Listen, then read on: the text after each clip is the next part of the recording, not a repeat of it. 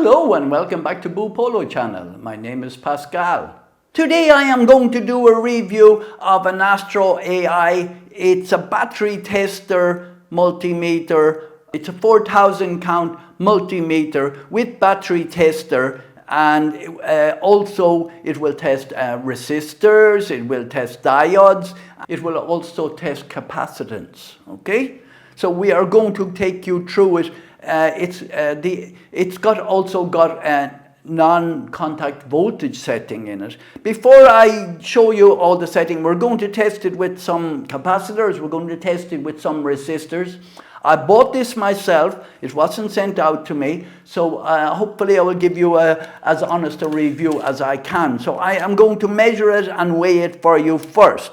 It's got a rubber sleeve on it. It's coming in at under 5 7/8 or 148 millimeters that way. I'll measure it on the widest point, which is in this. It's a funny shape, and it is 1 7/8 or 75 millimeters or 74 millimeters.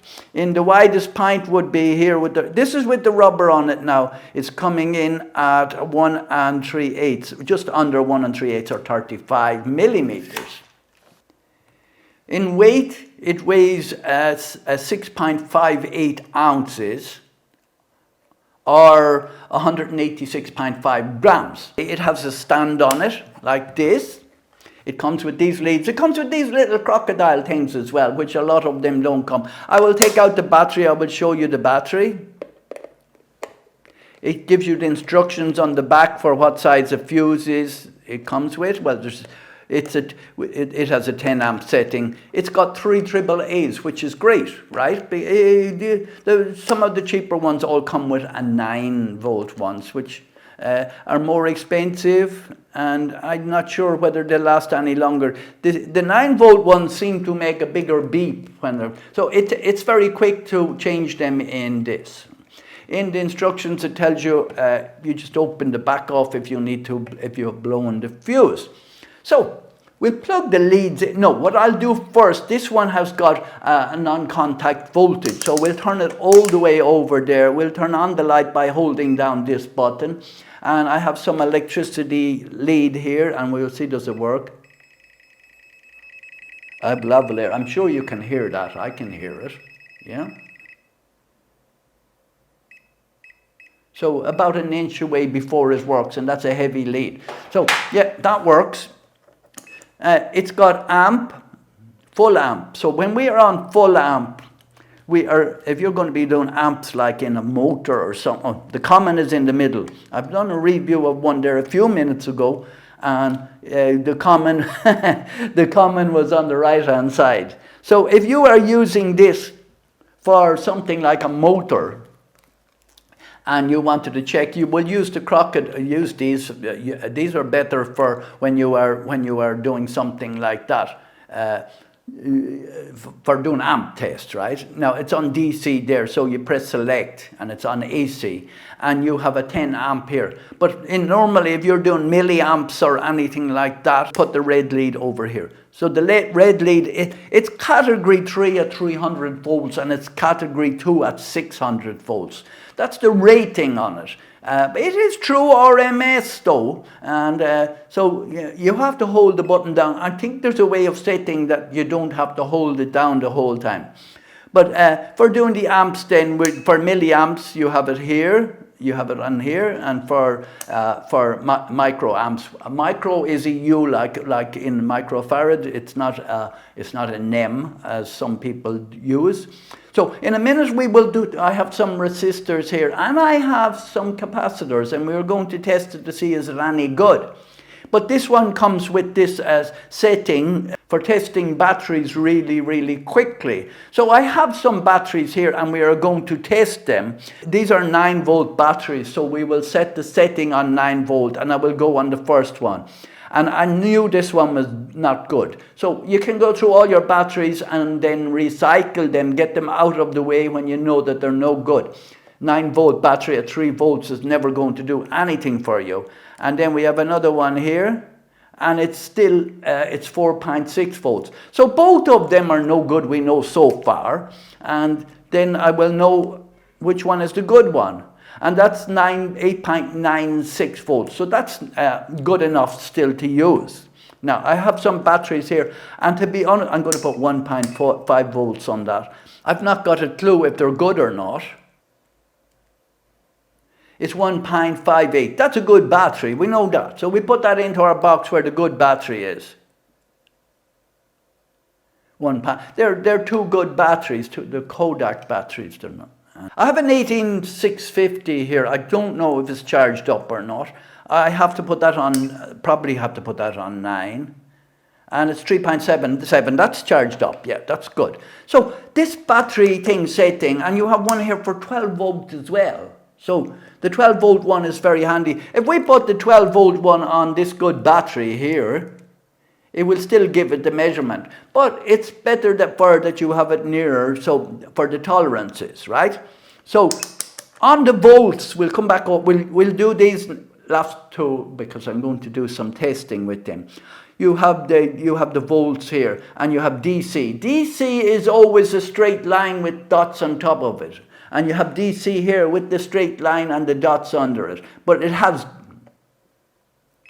DC written there anyway, as you can see now. I turned on the light.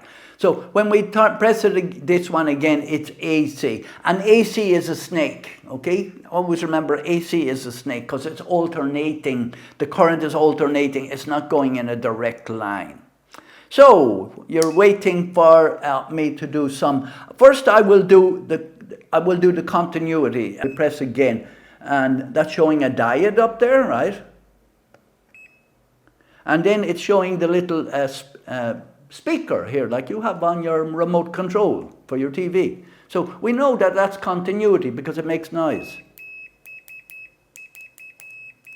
It's not as loud as some of them, but it's plenty loud for me. I will move my, if you can't hear it, because I'm on a lavalier. Yeah, that's quick, that's quick. Yeah, that's good. So what we're going to do next is we are going to change it to, it's showing milli, it's auto ranging, so we don't need to care which one. I have some 470k resistors. I'm after putting it down here now, and I'm holding it steady, and it's showing 471, 0.47 milli, which is 470,000, okay? So I'll put in one of these 33 microfarad. Microfarad is the one with the U on it, and you have to get the polarity right when you are doing this, right? So it's showing nanofarad there, but don't worry about that for now till we test it, because it's auto ranging. So I didn't look at the specification, and it's 3485 instead of 33. We'll try again. What it does is you have to wait because it's sending a voltage, it's charging it. I'm after going too much there. You won't get a shock off these little ones. If you're using big capacitors, be careful. 3485 instead of 33. There's one thing I know is that these are off. I'm going to try another one. Remember to put the red lead on the longer one on to charge up the capacitor, because there's polarity on them. 2368, and it's after going on to microfarads for me. The auto ranging changed over for me, but you know how to do the calculation. You should, but it tells you on it. A UF is microfarad. So yes, it's fairly accurate because I have used a fluke on them, and it's giving around the same. So I know that my capacitors are slightly off. Some are up and some are down, and it's consistent every time I test them. So for a battery tester, for electrical tester, with non-contact voltage setting on it, it's really, really good to have. It's very good on this for people that don't know how to check a battery with normal, which setting to put them on. They will just have to put the battery up onto put them onto 1.5, 9 and 12 and test it. So anyone can do that if they're not big. You can do it with the other meters, but this is going to be more simple for people. Also being able to take the capacitors, also the capacitance, also being able to do diodes and doing resistors for a budget, through our MS budget multimeter. It's fantastic. I bought it myself on Amazon. I'll put a link down below in the description and you can check the latest price, but it's very, very much budget. Thank you very much for watching, and if you like this video or any of our other videos, please subscribe.